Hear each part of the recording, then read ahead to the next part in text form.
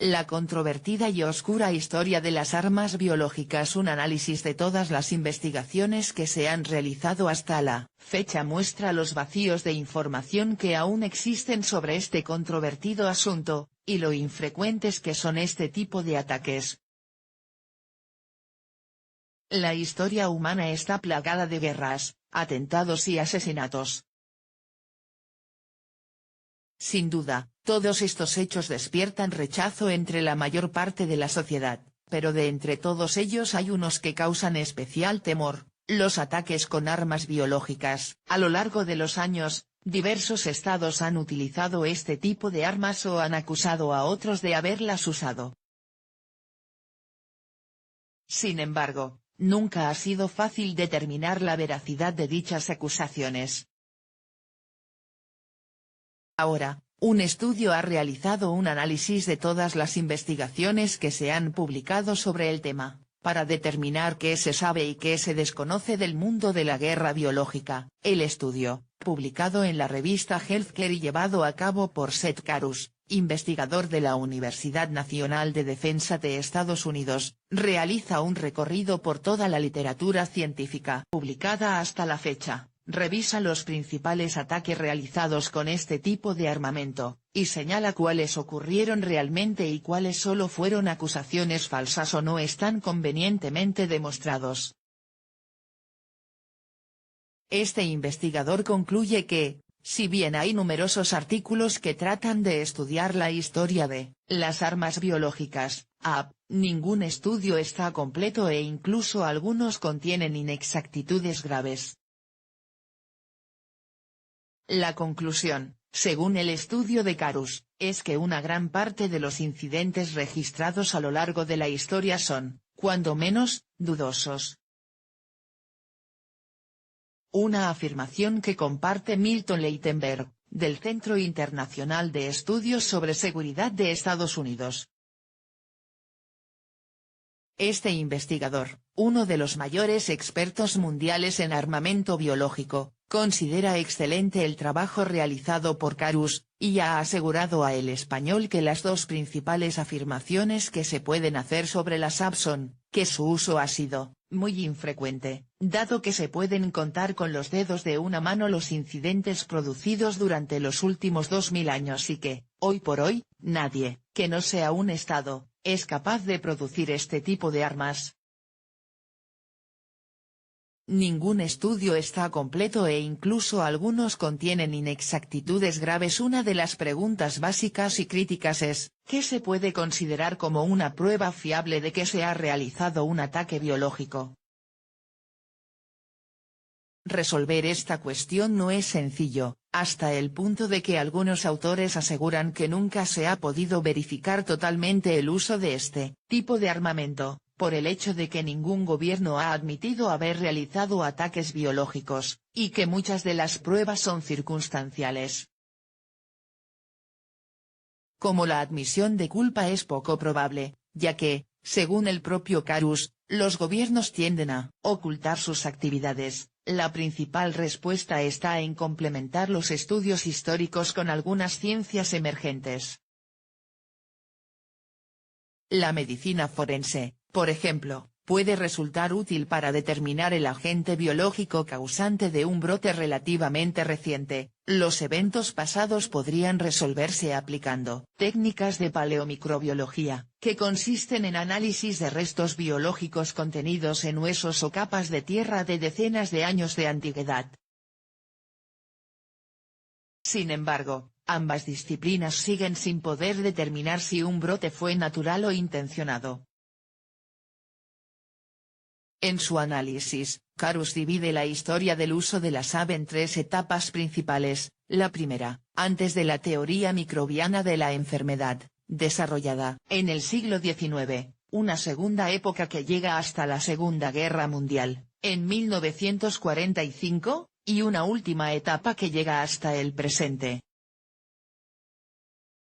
Aunque otros autores consideran una cuarta etapa, la de la ingeniería genética, Karus asegura que esta definición carece de utilidad hoy en día, dados los pocos casos de AB en la era moderna. y la ausencia total de incidentes que empleen técnicas de la biotecnología avanzada. Antes de la era de los gérmenes resulta complejo, y arriesgado atribuir ciertos brotes infecciosos a la guerra biológica antes de la aparición de la teoría microbiana de la enfermedad, que propone que los microorganismos como virus o bacterias son la causa de una amplia gama de enfermedades. Hasta esa época, explica Carus, la causa de muchas enfermedades no estaba clara, y lo que hoy conocemos como enfermedades infecciosas causadas por patógenos a menudo se atribuían a productos químicos, a factores ambientales o incluso a causas sobrenaturales. Aún con estas limitaciones, diversos estudios realizados sobre sociedades indígenas sugieren que es bastante probable que en las guerras prehistóricas ya se utilizaran toxinas, e incluso patógenos.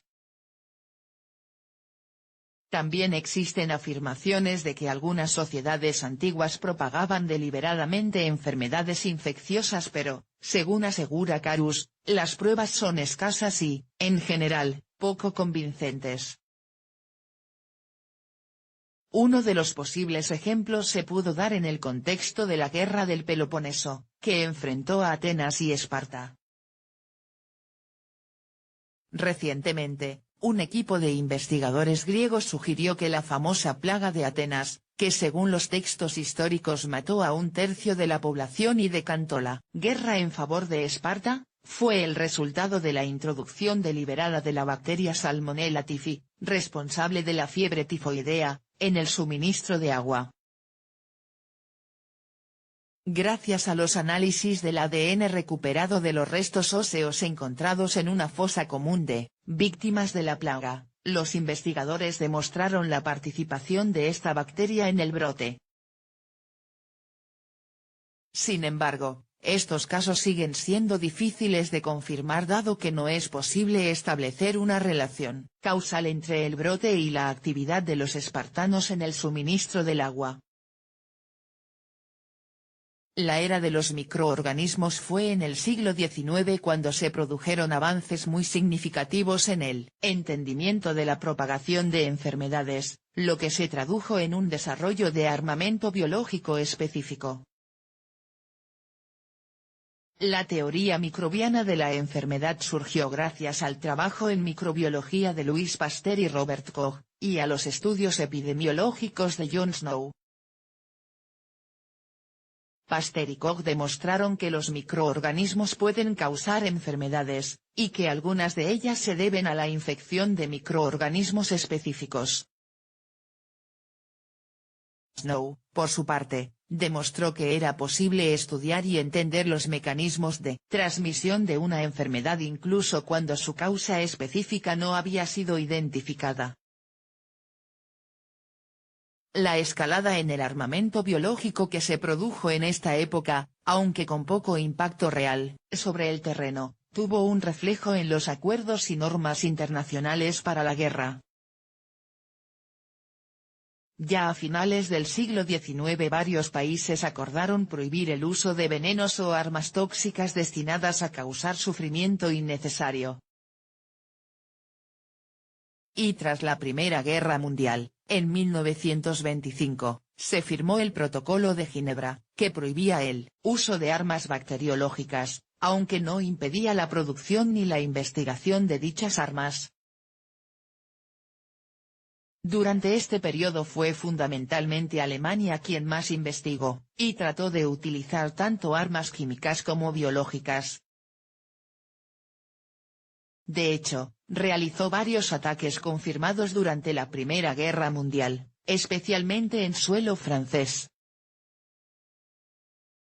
Ya en la Segunda Guerra Mundial, aunque varios países habían desarrollado como Canadá, Francia, Alemania, Gran Bretaña, la Unión Soviética y los Estados Unidos, el único país que llega a utilizarlas es Japón. Según Carus, el uso de por parte de Japón constituye el mayor esfuerzo conocido en utilizar este tipo de armas durante una guerra. La era moderna, una realidad aterradora. A partir de entonces entramos en la era moderna, en la que se produjeron los mayores avances en el ámbito de la SAP, explica Leitenberg, y solo se produjeron algunas pequeñas mejoras a partir de 1980.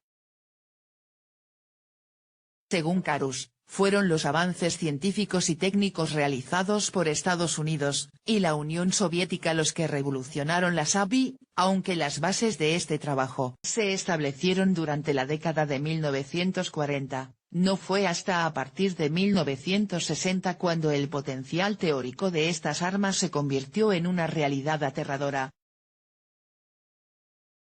Puede que sea por este potencial por el que ya no se hayan vuelto a registrar ataques biológicos en guerras entre estados. A pesar de sus capacidades teóricas, o tal vez a causa de ellas, afirma Karus, ningún país ha vuelto a utilizar AP, al igual que ningún país ha empleado armas nucleares desde 1945. Puede que, debido a esto, esta época se destaque por el gran número de acusaciones falsas.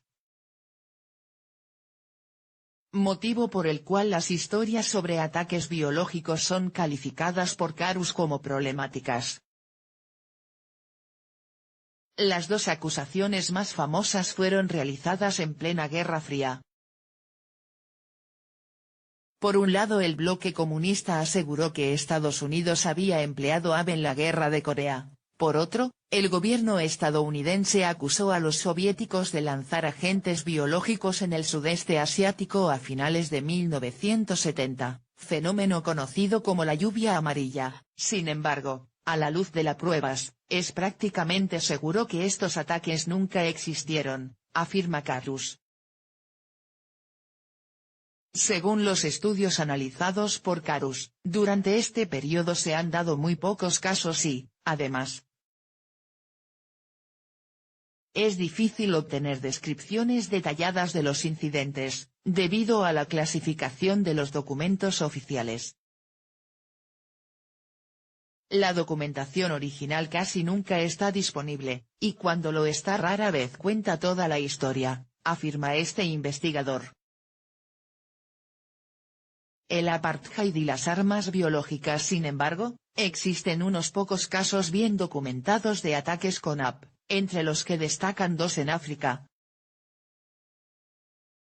Según el estudio de Karus, está bastante aceptado que los sudafricanos emplearon agentes biológicos durante el periodo del apartheid, así como los militares de Rodesia, nombre por el que se conocía el actual Zimbabue, emplearon AP durante la guerra en la que la minoría blanca luchaba por mantener el control del país.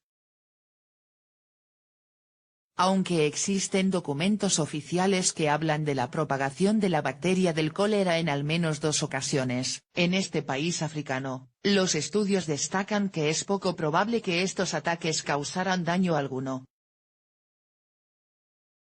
Sin embargo, sí produjo daños el brote de anthrax que surgió en noviembre de 1978, y que se extendió hasta octubre de 1980.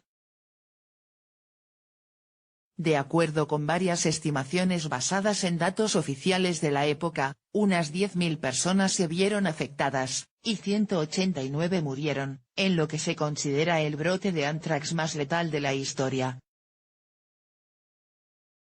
El estudio de Karus no solo señala las debilidades de las investigaciones anteriores o los hechos confirmados, sino que también muestra las nuevas vías de investigación que se deberían seguir para aclarar muchos de los eventos de los que aún no se tienen pruebas suficientes, desde el estudio de la utilización de venenos en sociedades primitivas o los intentos de utilizar agentes biológicos durante la Guerra Civil Americana, hasta la relación de la Italia de Mussolini con la SAP o la investigación del posible uso de este tipo de armas por parte de la CIA. Al fin y al cabo, conocer los eventos del pasado es la mejor manera de no repetirlos en el futuro.